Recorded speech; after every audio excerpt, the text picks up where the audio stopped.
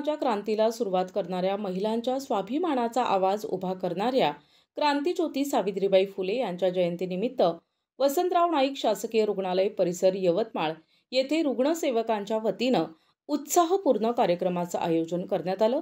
या कार्यक्रमात रुग्णसेवकांनी सावित्रीबाईंच्या प्रतिमेला पुष्पहार अर्पण करून महिलांच्या हस्ते प्रतिमा पूजन करत अभिवादन करण्यात आले।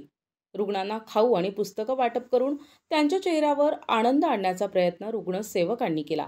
उपस्थितांनी घोषणाबाजी करत सावित्रीबाईंच्या योगदानाची महती पटवून दिली।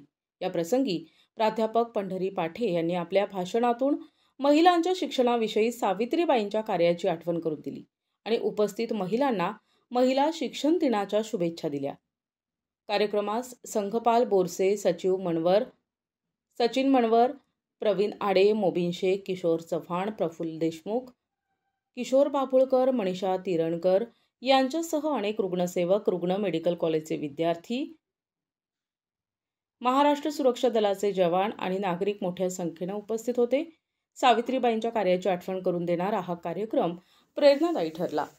प्रतिनिधी कलीम खान, NTV न्यूज मराठी, यवतमाळ।